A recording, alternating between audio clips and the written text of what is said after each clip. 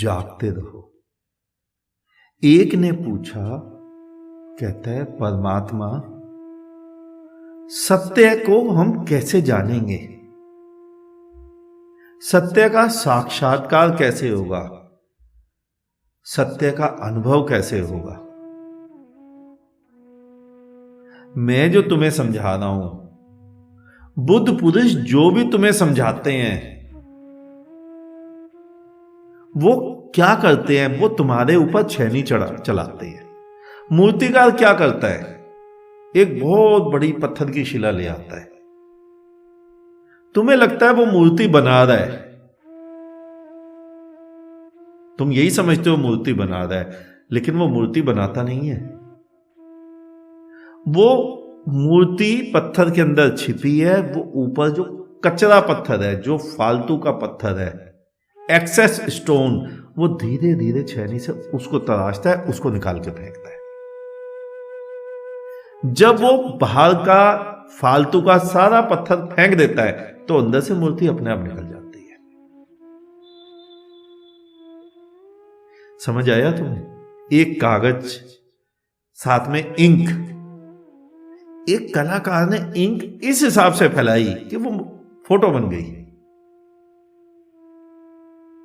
मूर्तिकार ने इस हिसाब से छेनी चलाई कि उस पत्थर में से मूर्ति निकल आई।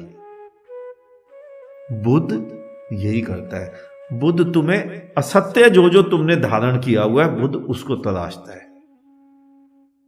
तुम्हारे असत्य गिरते जाएं, टूटते जाएं, तो जो बचेगा वो सत्य ही है, और सत्य कहीं से आएगा नहीं।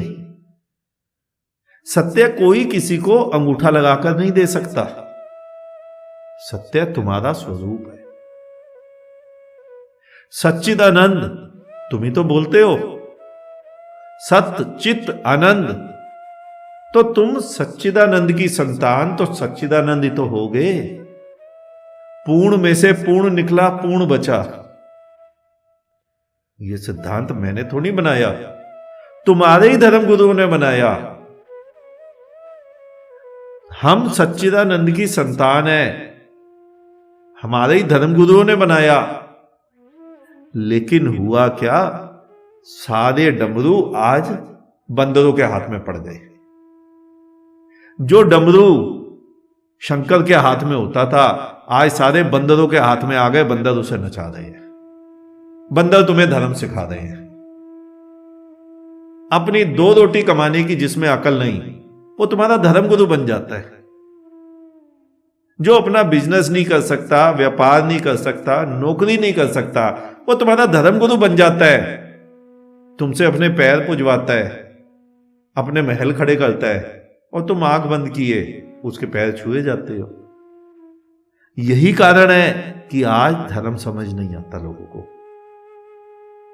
और हिंदू में नहीं है ऐसे, ये मत सोचना केवल हिंदू में है। हिंदू में, मुसलमान में, सिख में, ईसाई में, बौद्ध, जैन, सभी में ऐसे हैं। तो बुद्ध क्या करता है, बुद्ध तुम्हारी खूंटियां तोड़ता है। जैसे मैं तुम्हें कहता हूं कि मंदिर मस्जिद से उसका दीदार नहीं हो सकता। तुम एक भी व्यक्ति ऐसा ढूंढ के नहीं ला सकते जो कहे कि मैं मंदिर जाता था और मैंने उसका दीदार कर दिया, जो कहे मैं नमाज पढ़ता था, मस्जिद जाता था और मुझे उस खुदा का दीदार हो गया। एक भी व्यक्ति नहीं ढूंढ के लाओगे, ला ही नहीं सकते, क्योंकि वहां से मिल ही नहीं सकता। मैं यही तुम्हारी खूंटियां तोड़ रहा हूं। जो तुम कहते हो मुझे मंदिर से मिलेगा, मुझे गीता से मिलेगा, मुझे कुरान से मिलेगा, मुझे बाइबल से मिलेगा, मुझे धम्मपद से मिलेगा, वो वहां से नहीं मिलेगा। असत्य से मुक्त हो जाओ। सत्य तुम्हारा स्वरूप है। सच्चिदानंद तुम हो।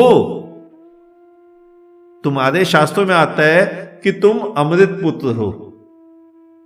अमृत पुत्र का मतलब क्या? एक मटका भरा हुआ अमृत का एक कटोरी में तुमने ले लिया, ये अमृत की कटोरी है, तो क्या उसे पीने से तुम अमर नहीं होगे? मटके को ही पीने से अमर होगे। अमृत पुत्र का मतलब अमृत, सच्चिदानंद की संतान मतलब सच, सत्य। सत्य तुम्हारा स्वरूप है। बुद्ध केवल असत्य को काटता है। मैं तुम्हारे असत्य, तुम्हारे जो भ्रम है, मैं उनको तोड़ रहा हूं, उन पर चोट कर रहा हूं। मूर्ति अपने आप निकल कर आएगी, और जो मूर्ति निकल के आएगी ना, वो आनंद की मूर्ति होगी, वही परमात्मा की मूर्ति होगी।